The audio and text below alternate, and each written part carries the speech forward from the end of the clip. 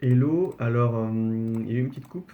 J'avais plus de batterie et il y a des chances pour que du coup il y ait des petits changements. Parce que j'ai fait la retouche de Yann dans le vide, en gros. Euh, donc voilà. On va passer à l'image de Justine directement et je pense que je vais faire du coup l'image de Yann dans une vidéo à part ou inversement, je sais pas encore exactement. Donc, bref, je sais même pas si je vais laisser ça au montage. On verra bien. Dans tous les cas, on va passer à l'image de Justine. Et avec son brief, on va regarder un petit peu ce qu'on peut faire de tout ça. Alors, euh, on va ouvrir l'image. Toc. Et elle m'avait demandé du coup de faire un remplacement de ciel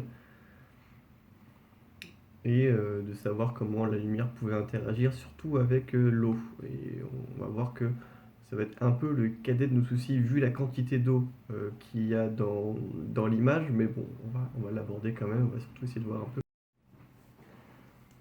Donc j'étais pas très satisfait du rendu que j'obtenais en faisant la retouche en direct.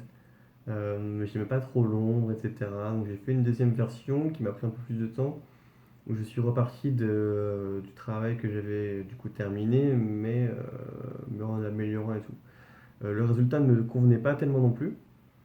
Vous allez voir normalement ce résultat-là, je vais quand même vous le montrer. Mais j'ai recommencé le rendu du coup là en une petite heure. Et je vais vous montrer en accéléré pour que vous voyez un petit peu quand même ce que j'ai fait. Et il me semble qu'on voit le rendu d'avant, donc il y aura un petit comparatif entre les deux à la fin normalement. Et je suis bien plus satisfait du rendu final. Donc c'est parti. Et je vais vous montrer un petit peu ce que j'ai fait sur l'image. Donc là très brièvement vous avez vu l'image d'avant, celle que j'ai finie tout à l'heure. Donc, je pense même pas vous montrer l'image que j'ai, l'image, la première version quoi. Donc là on va dire qu'il y a trois versions. La toute première, je pense que vous la verrez même pas. La deuxième, elle va servir de comparatif. Et la troisième, pour moi, c'est la plus propre, la plus réaliste. Et parce que je me suis heurté à plusieurs problèmes, à savoir notamment la position du soleil en fait, qui joue beaucoup dans l'image, notamment sur le ciel. Si on remonte le soleil dans le ciel, le bleu n'est plus censé être bleu, il est censé être jaune, etc. Il s'ensuit beaucoup de choses. Et la lumière vient frapper aussi le sol et la végétation vraiment différemment. Donc j'ai préféré laisser le soleil où il était de base dans l'image, dans le ciel, quoi. Ça permettait d'avoir au moins le ciel il est cohérent et c'est à moi de rendre ensuite l'environnement cohérent. Voilà, donc tout le début là il est. Le début normalement vous l'avez déjà vu. Tout ça là, la création d'ombre et tout, donc globalement je fais la même chose. En fait, il y avait deux manières de faire. Soit je fonce toute l'image et je rééclaircis par-dessus les zones éclairées. Soit ce que je peux faire, c'est foncer que la partie ombrée. Bon, en gros, je fais l'inverse, quoi. Soit je fonce tout et je rééclaircis que les parties éclairées, ou soit je fonce directement que la partie qui est censée être foncée. Donc c'est un peu des manières de faire, ça va avoir des rendus différents. Et là, ce que je fais, c'est que j'ai un effet de nu qui vient bouger toute l'image. Et j'ai en plus une ombre qui vient forcer. Donc normalement, il n'y a pas d'effet de retour en arrière, du fait de foncer, puis rééclaircir. Voilà. Donc là, il y a une petite courbe qui vient euh, donner un petit peu un petit côté pétillant normalement, et qui vient ajouter du jaune et du orange, enfin, en tout cas de la chaleur dans les tons clairs, dans les tons les plus clairs de la végétation. Comme la lumière, elle est très orange, et on va avoir des pointes de orange dans les tons clairs. Et comme le ciel, normalement, il est bleu derrière nous et il est bleu au-dessus, euh, les ombres vont être ambiancées par du bleu. Donc c'est pour ça que dans mon calque effet nuit, j'ai légèrement augmenté mes bleus dans les tons foncés et j'ai mis du jaune dans les tons clairs. Donc là, j'ajoute des petites touches de lumière en fait dans des endroits un peu comme ça vient donner un petit côté pétillant. Et la lumière, comme elle vient en contre, elle vient juste rasante Elle vient raser et faire des petites raies comme ça, le long des éléments sur des buissons et tout. Euh, donc là, voilà, c'est des petits coups de pinceau. Ça peut prendre un petit peu de temps. Là, c'est pareil, ce serait une partie qui peut être intéressante à faire, mais qui peut prendre du temps. Encore une fois, ça c'est une courbe qui vient encore accentuer la lumière.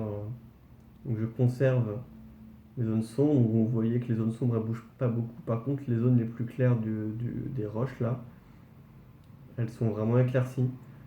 Comme la lumière elle vient du fond de l'image, la roche à cet endroit-là, elle agit presque comme un miroir. Presque. On n'est pas, voilà, c'est pas non plus un miroir, mais presque comme un miroir.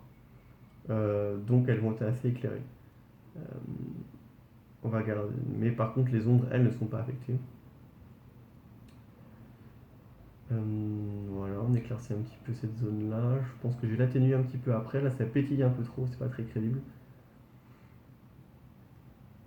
Parce que, en fait, là, je n'éclaircis que les tons clairs, que les zones claires. Mais comme la lumière avant, elle était très diffuse, les zones claires dans une lumière diffuse, c'est pas les mêmes que les zones claires lorsque la lumière elle vient en contre-jour. C'est pour ça qu'il faut redessiner à la main euh, la lumière à la manière d'un contre-jour. Euh, Parce que sinon, on a un petit côté pétillant comme ça, du fait que la lumière était diffuse avant. Là, on extrait la mère de la sélection parce qu'elle prenait un peu cher. Voilà, petite sélection.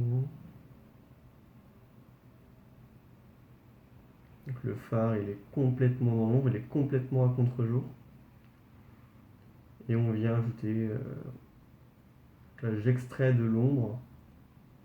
Plutôt que de rééclaircir, je vais d'abord extraire de l'ombre la partie qui est censée être éclairée. Donc il est possible que normalement il y ait juste un mini contour, mais pour des raisons esthétiques, je préfère avoir un petit peu de modelé quand même. Je trouve ça plus joli. Voilà, en modifiant l'ordre des calques, on se rend compte de la différence de rendu. Soit on a un truc tout plat, soit on récupère un peu de la matière dans la roche. La lumière, elle vient du dessous, donc on éclaire bien le dessous des éléments. Et on voit que ça rajoute directement du réalisme en fait à ces petits traits de lumière. Pour en ajouter, on ajoute un petit peu comme je l'ai déjà fait dans la première partie au bord des fenêtres et tout. Là, j'avais l'impression qu'on était encore plus en contre-jour, donc j'y ai pas été jusque-là, ça aurait été un peu incohérent.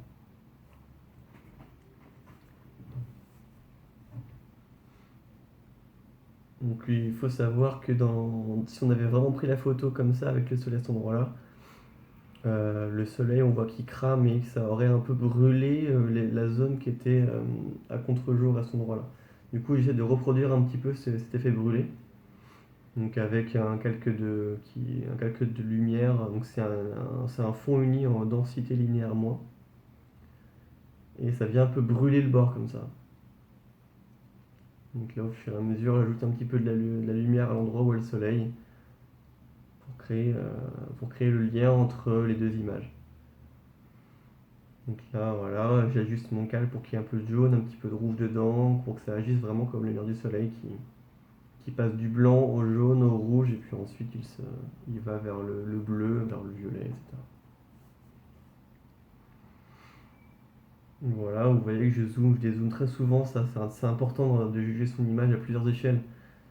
Euh, une image, on la regarde rarement en zoomant dedans à fond, quoi. Même dans une galerie, au final, on prend pas le temps de regarder l'image à fond, quoi. Là, j'accentue un peu les lumières. Mais il est important de zoomer pour être précis sur certaines zones, parce que c'est ça qui va donner de la cohérence au tout. Ça va donner de la cohérence à toute l'image, mais il est important de savoir la juger de loin aussi. C'est pour ça que je dézoome beaucoup dans l'image aussi. Donc là, je suis en train de préparer un flair.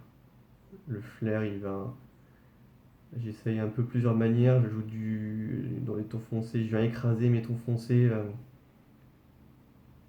avec du jaune enfin avec du jaune globalement, quoi, du rouge et du vert que je dose plus ou moins. Donc c'est plus rougeoyant d'ailleurs. J'ai essayé plusieurs types de courbes. Il s'avère qu'il faut il faut garder intact les tons clairs et bouger et partir des tons foncés. Vous allez voir que le flair il va finir par être assez fort. Après, je pense que je pense que si on avait le soleil en plein dans la tête comme ça, je pense que le soleil il a une grande influence quoi. Donc là, ça mange un petit peu les volumes, donc je redessine un petit peu les lumières. J'y vais un peu fort, donc il me semble qu'après j'atténue un petit peu ça. Et le flair, il est un peu fort, donc il me semble aussi que je l'atténue un poil après, je le trouve un peu bourrin.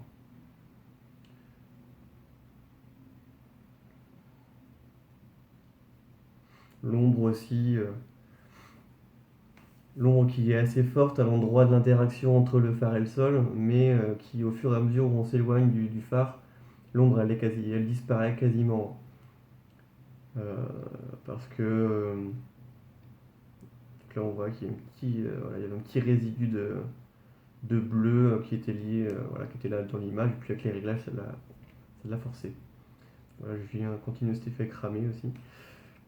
Oui, donc l'ombre, elle se diffuse et elle s'atténue à mesure qu'on s'éloigne de l'objet qui fait l'ombre. Surtout que là, on est sur un contre-jour. Enfin, quand le soleil est très bas comme ça, la lumière, elle est très très douce.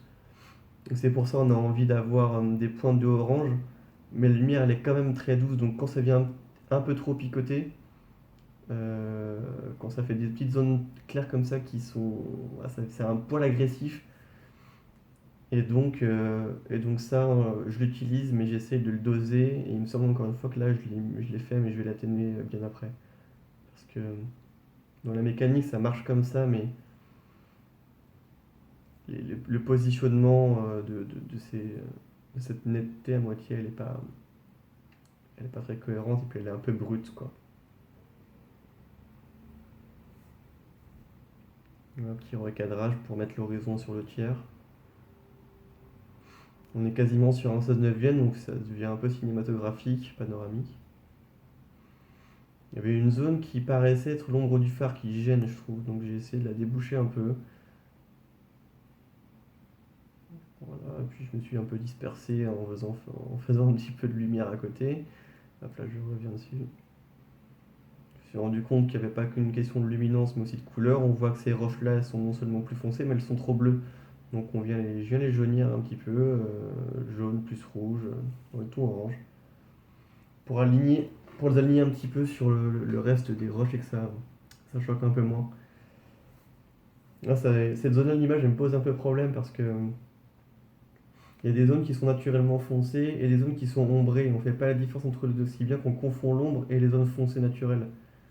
Il faut réussir à bien distinguer les deux pour pas que ça crée une ambiguïté dans notre œil. Et d'ailleurs, c'est pareil dans l'image, le fait qu'il y ait des roches à droite et de l'herbe à gauche, à la fois c'est bien, mais là, elles sont presque un peu trop proches. Euh, Maintenant, en termes de couleur et tout, donc en vérité, ça me gêne un petit peu. Ça me gêne un petit peu moins sur le brut de base.